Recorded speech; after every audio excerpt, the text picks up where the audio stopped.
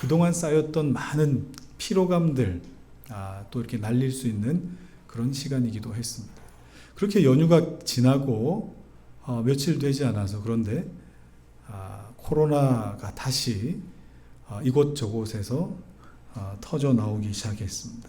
특히 특정 성소수자들이 모이는 클럽을 중심으로 그런 일들이 발생했죠.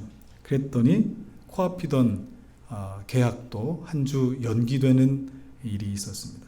평소에 차별금지법에 반대했던 그런 목소리들 뿐만 아니라 아까 제가 말씀드렸던 4개월 아니 그 이상 아이들과 함께 집에서 육아에 지쳐있는 그 엄마들이 불길처럼 다 일어나가지고 아니 이게 무슨 이게 난리냐면서 그렇게 원성이 자자합니다. 그 원성이 다 누구를 향해 가고 있을까요? 다 그들을 향해서 가고 있는 것 같습니다. 사실 이 사태가 얼만큼 진행될는지는 조금 더 지켜보고 이 주말이 좀 지나봐야 알 것 같습니다만 만약 이 일이 더 장기화되고 더 커진다면 집단 감염의 위험이 있는 시설 그리고 또 예배당 다시 폐쇄되고 또 예배가 멈춰서는 일들이 또 생기지 않겠습니까? 그러면 두 번째 일을 겪는 교회와 그리고 우리 한국의 여러 종교계는 상당히 힘든 길을 가야 될지도 모르겠습니다. 자, 여러분 이 1년의 이런 일들을 보면서 어떤 감정이 드십니까? 분하십니까? 정말 분하다. 어떻게 그럴 수가 있을까? 기껏 큰 불 잡아놨더니 몇몇 소수자의 이 이기적인 행태 때문에 처음부터 다시 온 국민이 시작해야 되나 하는 그런 마음도 들지 모르겠습니다. 저 역시 그런 마음이 솔직히 들었습니다. 어떻게 저럴 수 있나? 좀 조심 좀 하지. 그런데 한 걸음 뒤로 물러나서 우리가 살고 있는 이 나라, 여러분이 살고 있는 그 지역 사회를 한번 가만히 보십시오. 어떤지. 전염성이 강한 바이러스에 걸리기만 하면 너나 할 것 없이 전부 원수가 됩니다. 적이 됩니다. 특히 걸린 사람뿐만 아니라 이 전염시킨 사람, 감염시킨 사람은 이 사회에서 정말 하면 안 될 짓을 한 사람으로 낙인 찍혀버리죠. 물론 신천지 같은 이단이나 사이비 집단 그리고 식성을 찾아다니며 클럽을 전전긍긍하고 있는 그들을 보면서 이건 사랑이다 또는 취향이다 라고 하는 인권 운운하는 것은 분명 잘못된 일입니다. 그런데 우리가 분명히 알아야 될 것은 그들은 우리의 적이 아니에요. 죽여 없애야 할 적들이 아닙니다. 전염병에 걸린 사람도 성소수자도 그리고 이단에 빠져 있는 사람도 적들이 아니라 회복과 치료가 필요한 사람들이지 적들이 아니라 이 말이에요. 그런데 우리 사회는 점점 서로 적이 되는 것 같습니다. 나와 다르면 적으로 봅니다. 걸린 사람과 안 걸린 사람, 남자와 여자, 그리고 또 여당과 야당, 또 부모와 자녀, 서로 나와 다르다 싶으면 적이 되어 가는 것 같습니다. 심지어 교회 안에서도요, 목사와 목사, 목사와 장로, 성도와 성도끼리 서로 다르다는 이유만으로 적으로 삼는 일들이 얼마나 많이 있는지 모릅니다. 그런데요, 오늘 우리가 읽었던 이 말씀 안에 이런 모습이 보인다는 사실을 오늘 우리 좀 살펴봐야 될 것 같습니다. 자, 요단강을 건넜죠. 요단강을 건넜고 이스라엘 백성들 중에 남자들은 전부 할례를 받았습니다. 할례는 쪼개짐입니다. 그죠? 제가 누차 말씀드렸죠. 쪼개짐의 의미입니다.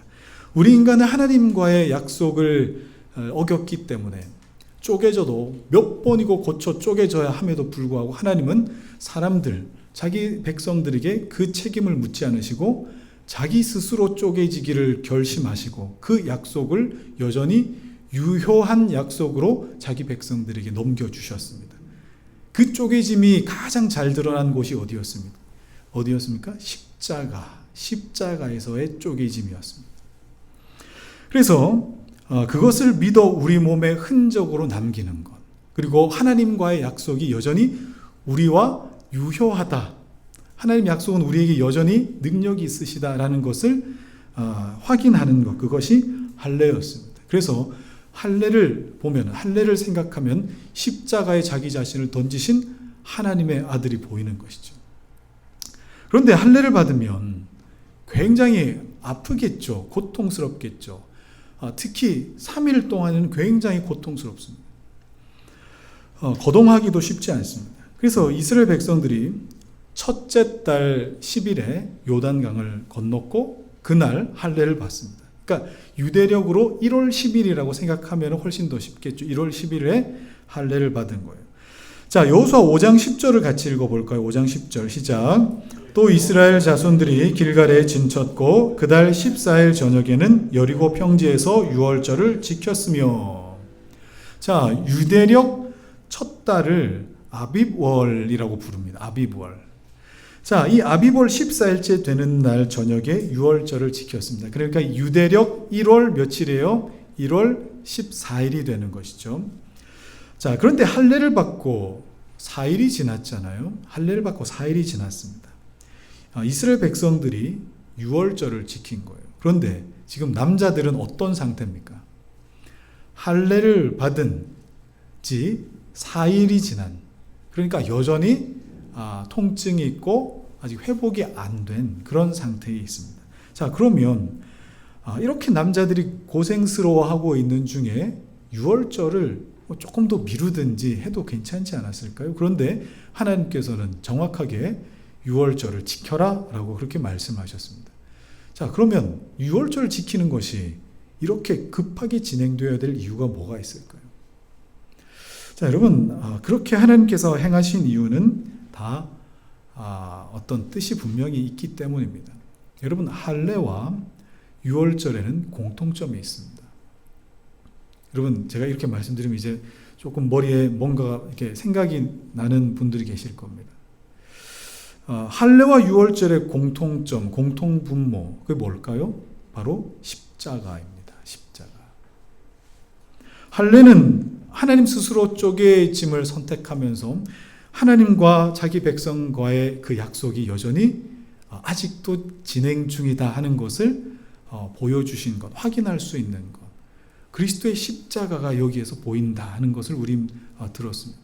그리고 유월절은 무슨 날입니까? 어린 양의 피가 그 집의 문설주와 임방에 발라지면 그 집안에 있는 모든 사람들은 살게 되더라. 생명을 유지하게 되더라 하는 것이 유월절입니다. 자, 그러니까 할례도 유월절도 다 십자가의 은혜를 확인할 수 있는 것이죠. 구약 성경에는요 6번의 유월절이 나옵니다. 유월절 하면 굉장히 유명한 절기가 굉장히 많이 나오는 것 같죠? 아니요. 구약 39권에 단 6번만 이 유월절이 나옵니다. 첫 번째 유월절이 언제겠어요? 당연히 애굽에서 나올 때에 지켰던 유월절이죠. 그때는 애굽에서의 모든 종살이가 끝났음을 선언하는 그런 유월절이었습니다.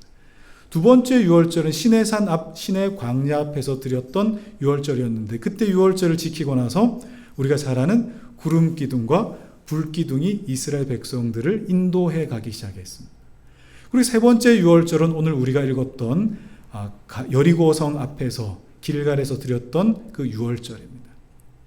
네 번째, 다섯 번째 유월절은 이 히스기야와 요시야 왕이 종교 개혁을 하면서 민족을 다시 한번 하나님 앞에 바로 세울 때 드렸던 유월절입니다. 그리고 여섯 번째 유월절은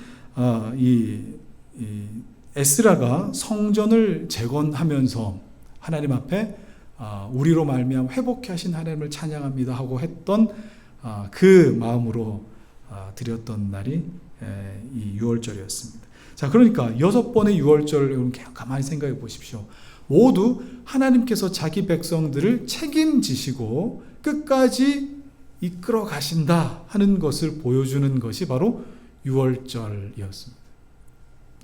자, 그렇다면 이런 유월절의 모습을 우리가 알고 듣고 하나님께서 자기 백성을 구원하신다, 하나님께서 자기 백성을 책임지신다 라는 이 사실을 가장 선명하게 보여줄 수 있는 그 증거가 뭐가 있겠습니까?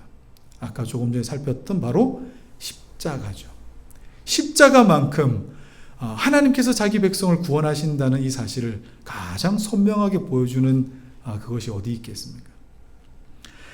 하나님께서 자기 백성을 구원하신다. 그래서 하나님의 백성들은 반드시 십자가를 경험하게 하십니다. 하나님의 백성들은 반드시 십자가를 경험해야 돼요. 여러분, 이 사실이 믿어지시기 바랍니다. 십자가를 경험하시기 바랍니다. 여러분, 십자가를 경험한다는 것이 무슨 뜻입니까?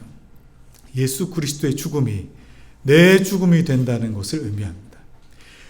돌이킬 수 없는 내 삶의 문제를, 끝도 없이 반복되는 그 죄에 대한 문제를, 그리고 이후로 찾아올 내 죽음에 대한 문제를 그 십자가를 붙들면 해결된다 이 말이죠. 그래서 이 세상은 그 문제를 붙들고 고민하고 있는 사람과 그 문제를 해결하는 사람, 이 두 사람으로 나뉠 수밖에 없습니다. 오늘 이 자리에 있는 분들은 십자가로 말미암아 정말 그 문제를 해결함 받는 은혜가 여러분들이 있으시길 축복합니다. 그래서 여러분, 아직 십자가의 은혜를 경험하지 못한 분들이 오늘 이 자리에 있거든. 여러분의 인생이, 여러분의 영혼이, 여러분의 육체가, 여러분의 생각과 경험이 전부 십자가를 통과하게 되는 그런 은혜가 있으셔야 합니다. 그런 은혜가 여러분에게 놀라운 은혜가 부어지길 축복합니다. 6월절을 지킨 이스라엘 백성들, 드디어 가나안 땅에 들어가서 가나안 땅의 곡식을 먹게 되는데요. 여호수아 5장 11절 12절 같이 읽을까요? 자, 시작. 6월절 이튿날에 그 땅의 소산물을 먹되 그날에 무교병과 볶은 곡식을 먹었더라. 또 그 땅의 소산물을 먹은 다음 날에 만나가 그쳤으니 이스라엘 사람들이 다시는 만나를 얻지 못하였고 그 해에 가나안 땅의 소출을 먹었더라. 자, 지금 이스라엘 백성들은 길갈에 머물고 있습니다. 그래서 11절, 12절 우리가 읽었던 그 땅이라고 나오는 이 땅이 어디겠어요? 당연히 길갈입니다. 자, 거기서 곡식을 수확해서 볶아 먹었는데 이스라엘 백성들은 출애굽해서 지금까지 단 한 번도 땅에서 뭔가를 수확해서 조리해가지고 이렇게 먹은 적이 없습니다. 당연하겠죠. 왜냐하면 40년 동안 광야를 헤매고 다녔기 때문에 그래요.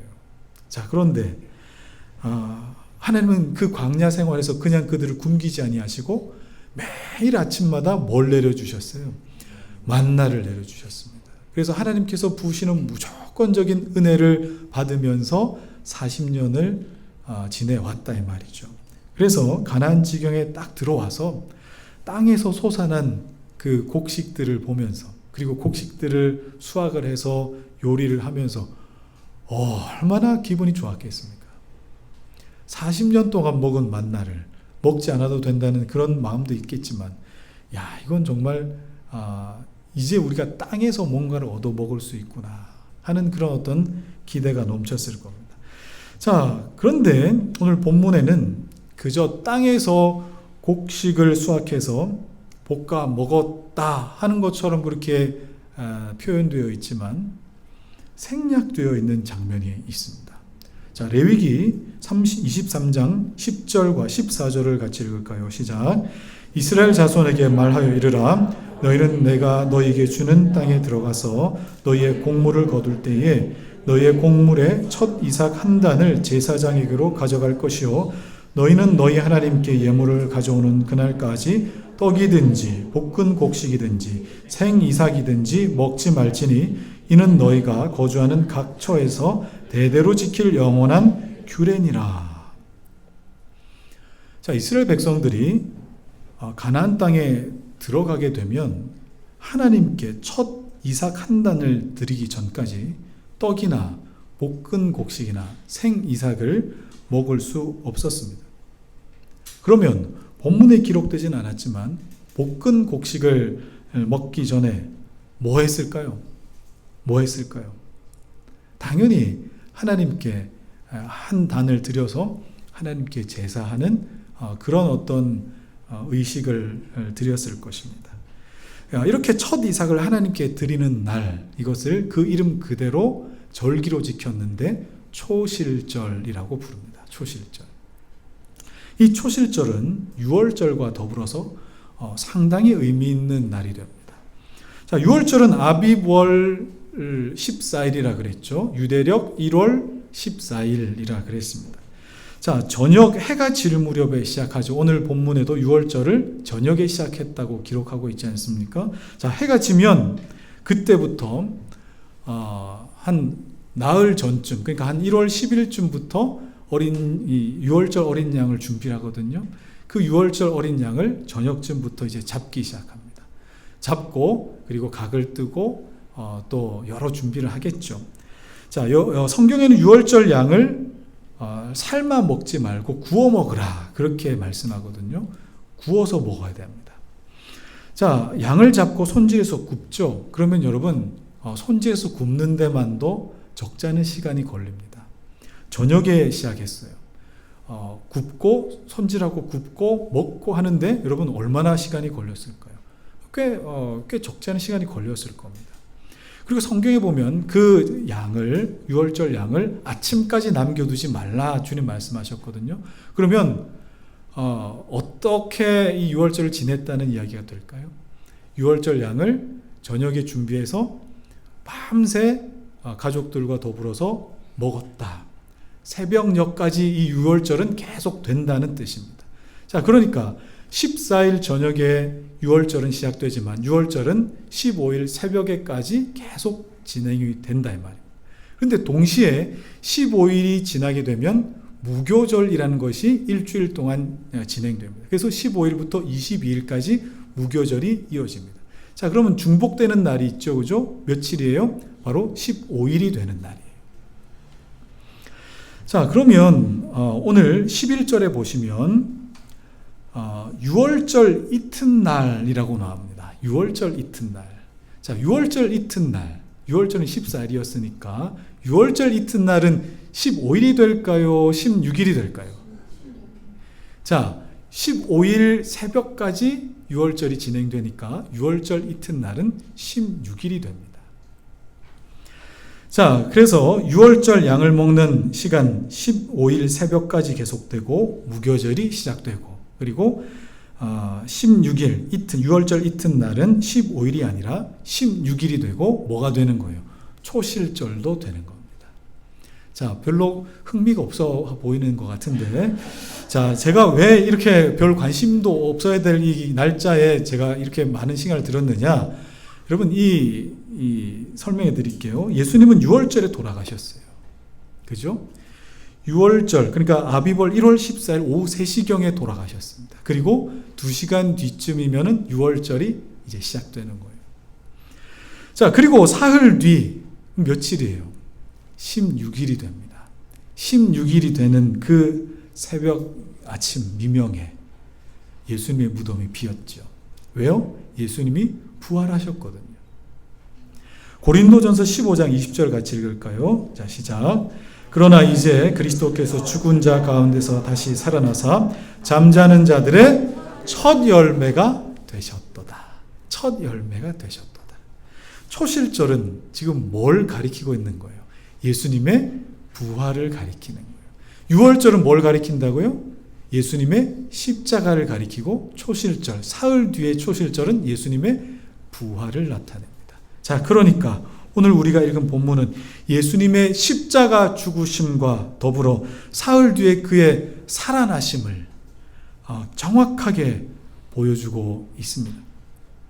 그러면 하나님의 백성들은 반드시 유월절을 경험해야 하고 하나님의 백성들은 반드시 초실절을 경험해야 합니다.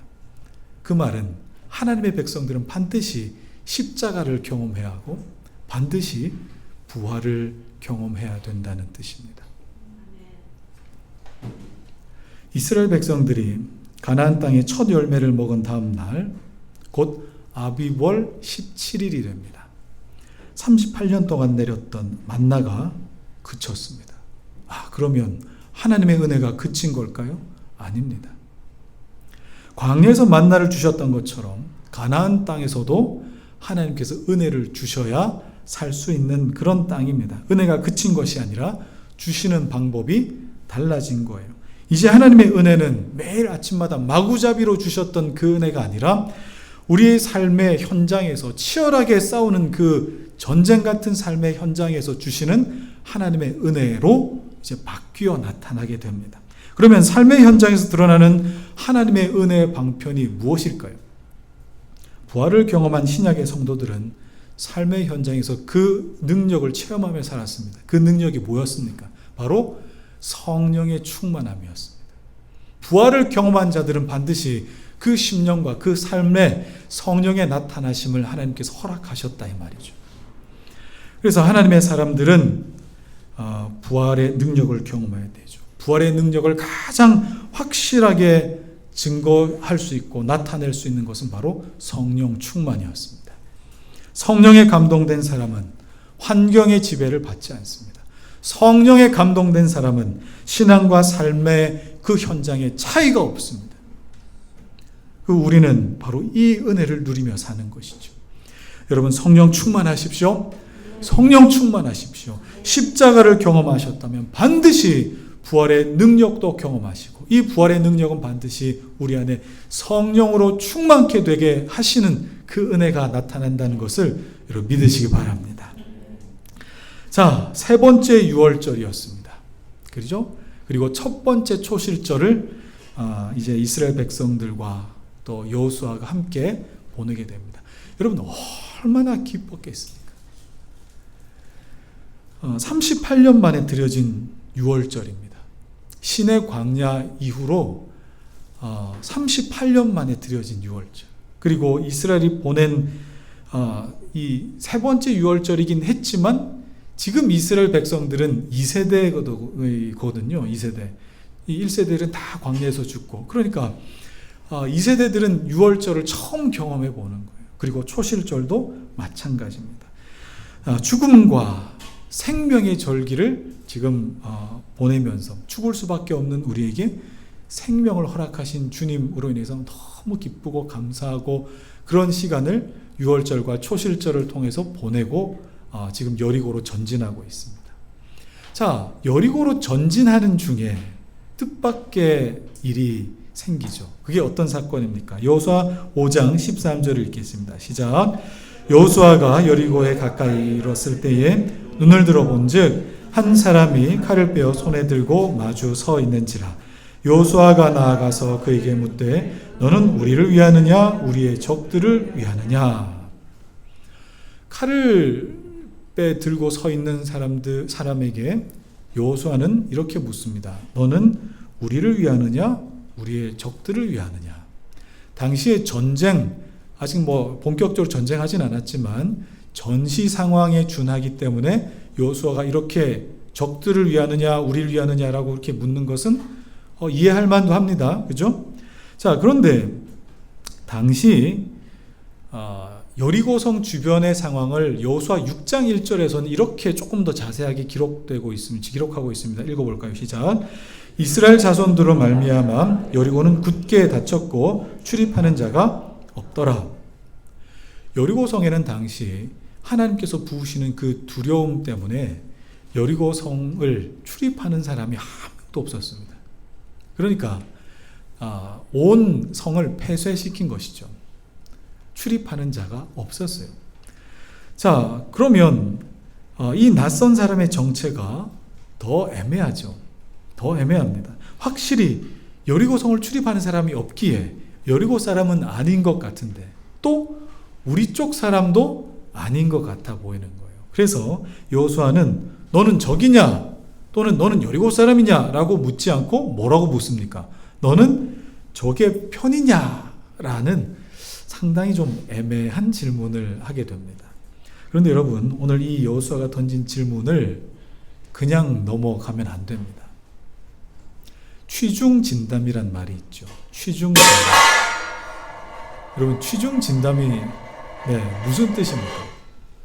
평소에는 어떤 마음 또 어떤 생각을 내 안에 이렇게 두고 있다가 술의 힘으로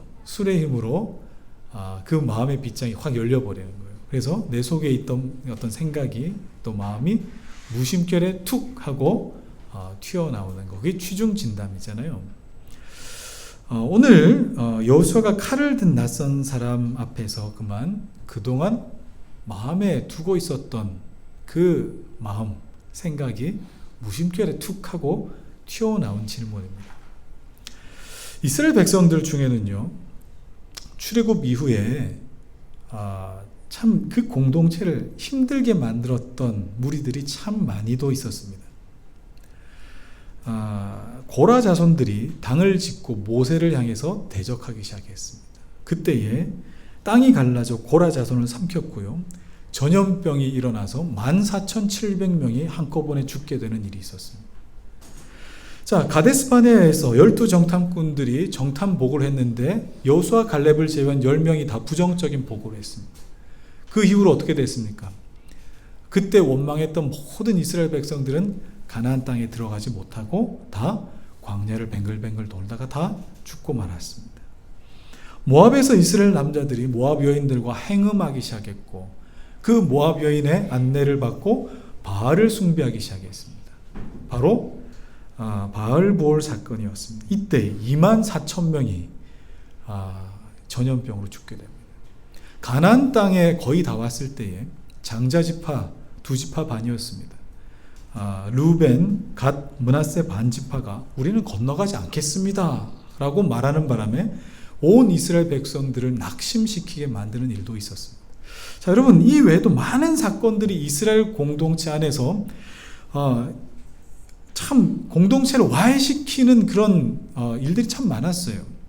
그래서 이리 찢기고 저리 찢기는 그런 사건들을 경험하면서 이스라엘 백성들은 서로 말하고 이야기하지 않아도 어떤 정서가 강해졌냐면 우리라는 정서가 굉장히 강해졌습니다. 우리. 그래서 여호수아도 낯선 사람 앞에서 무심결에 물어본 것이 뭡니까? 우리 편이냐 아니면 우리의 적의 편이냐라고 물어본 것이죠. 적의 편이 적이냐 또는 적의 편이냐라고 묻는 것이 아니라 우리 적의 편이냐.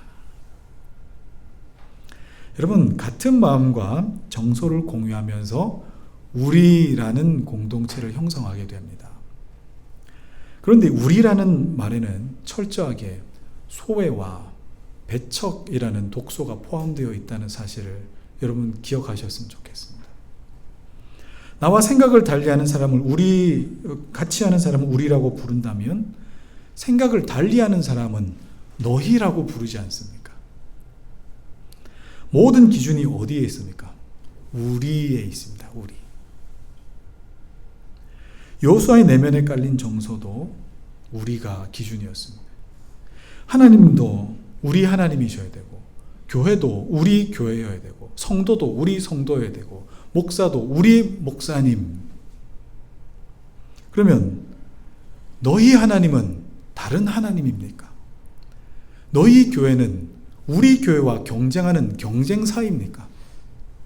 너희 성도는 비교의 대상이고 너희 목사님은 우리 목사님과 맞짱 뜨는 목사님입니까? 그런데 전부 우리라는 안경을 끼고 세상을 봅니다. 우리 편이 아니면 우리의 적의 편으로 보는 거죠.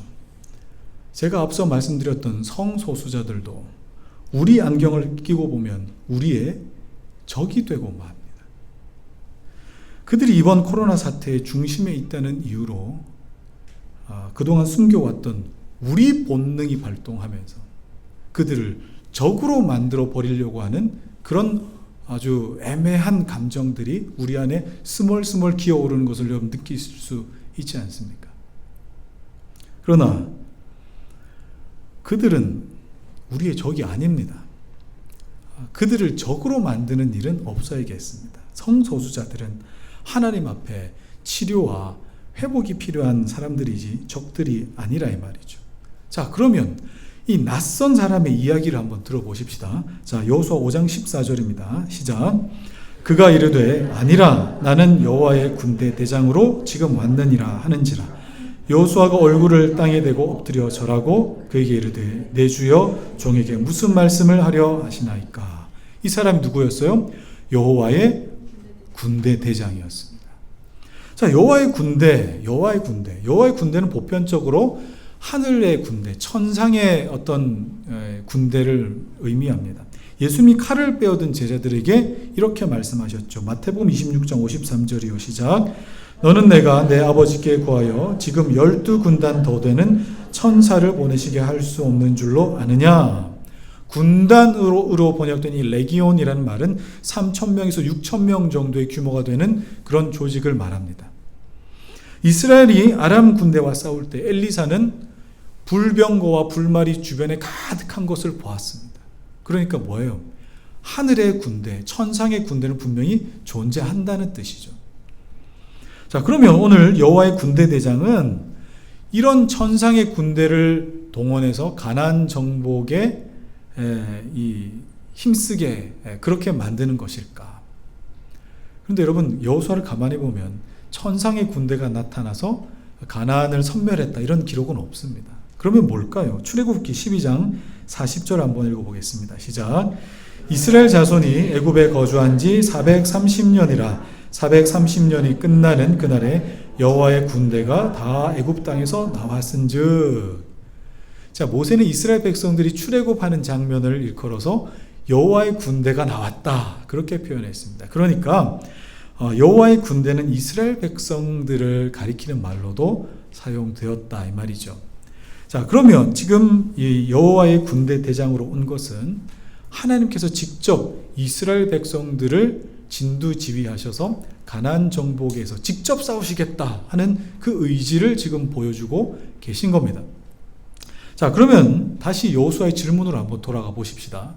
너는 우리 편이냐, 아니 우리를 위하느냐, 아니면 우리의 적들을 위하느냐 이렇게 물었습니다. 그런데 이 질문에 하나님을 대신한 이 군대 대장, 이 하나님의 어떤 마음은 어떤 마음이었습니까? 아니라.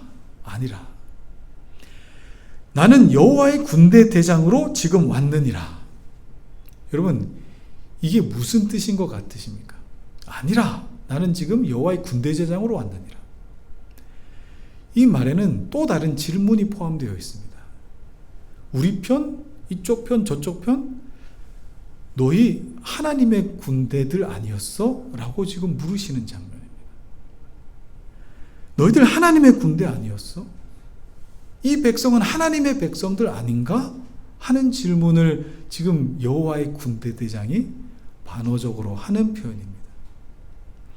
여호수아는 이 질문에 또는 이 대답에 그만 다리가 풀려버렸는지 자리에 털썩 주저앉고 말지요. 무엇을 깨달았을까요? 이스라엘 백성들이 더 이상 갈라지지 말자, 더 이상 찢어지지 말자, 더 이상 반역하지 말자 하면서 무엇을 만들어냅니까? 우리라고 하는 그런 강한 정서를 만들어냅니다. 그런데 이 우리라고 하는 이 말이 하나님 앞에서 얼마나 배타적이고 얼마나 이기적인 말이었는지 하나님은 알게 하십니다. 이스라엘은 우리 이스라엘이 아니라 하나님의 이스라엘이었습니다. 여러분, 마찬가지죠. 이 교회는 우리 교회이기 이전에 하나님의 교회입니다. 성도는 우리 성도이기 이전에 하나님의 성도이고, 목사 역시 우리 목사이기 이전에 하나님의 종입니다. 그래서 여러분, 서로 존중하십시오. 타 교회 성도들, 여러분, 뭐 경쟁한다고요. 저 교회에서 이거 하니까 우리 교회에서 이거 한다고요. 이게 무슨 말입니까? 타 교회 성도들도 하나님 안에서 한 몸 된 성도로 귀하게 여기십시오. 우리 목사이기 이전에 하나님의 종입니다. 우리 목사가 되면서 목사가 연예인처럼 되고 유명인이 되고 신격화되지 않습니까? 하나님께서 이어서 이렇게 말씀하십니다. 여호수아 5장 15절입니다. 시작. 여호와의 군대 대장이 여호수아에게 이르되 내 발에서 신을 벗으라. 내가 선 곳은 거룩하니라 하니 여호수아가 그대로 행하니라. 자, 이스라엘은 우리를 내세울 것이 아니라 하나님 앞에서 신을 벗는 공동체여야 된다 하고 지금 하나님은 가르쳐주고 계십니다. 여러분, 신을 벗는다라고 하는 것은 무슨 의미입니까? 당시의 노예들이, 종들이 신을 신지 않았거든요. 그러면 하나님 앞에서 내가 나를 고집하지 아니하고 우리를 고집하지 않고 오직 하나님만 드러내기 원하는 것. 이게 뭐예요? 네 발에서 신을 벗어라 라고 하는 주님의 말씀입니다. 그래서 그저 하나님만 주인 되시고 하나님만 목자 되시고 하나님만 대장 되시니 그저 순종하고 따르겠다는 선언을 요구하시는 겁니다. 성령께서 임하시고 나서 교회가 탄생했을 때에 그 초대교회 공동체의 모습이 여러분 어땠는지 여러분 한번 살펴볼까요? 사도행전 2장 43절부터 조금 긴 말씀인데 우리 천천히 같이 한번 읽어보겠습니다. 시작. 사람마다 두려워하는데 사도들로 말미암아 기사와 표적이 많이 나타나니 믿는 사람이 다 함께 있어 모든 물건을 서로 통용하고 또 재산과 소유를 팔아 각 사람의 필요를 따라 나누어 주며 날마다 마음을 같이하여 성전에 모이기를 힘쓰고 집에서 떡을 떼며 기쁨과 순전한 마음으로 음식을 먹고 하나님을 찬미하며 또 온 백성에게 칭송을 받으니 주께서 구원받는 사람을 날마다 더하게 하시니라. 여기 우리라는 말이 어디 있습니까? 초대교회에 세상 사람들이 두려워할 표적들이 많이 나타났다 그랬습니다. 어떤 표적이 있었을까요?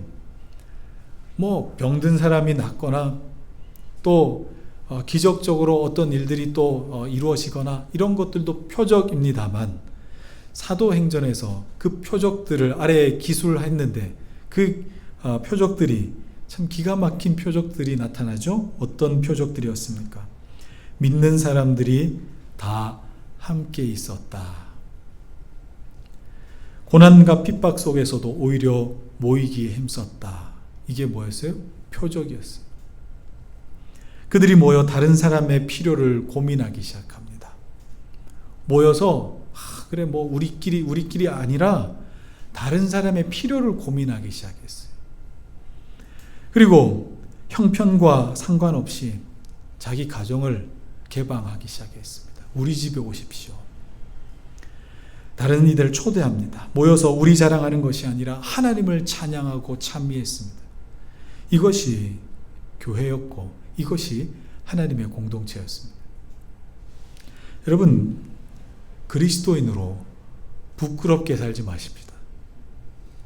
흔히 세상 사람들이 볼 때 기독교는 배타적이다, 자기들밖에 모른다, 이기적이다 라는 그런 이야기를 합니다.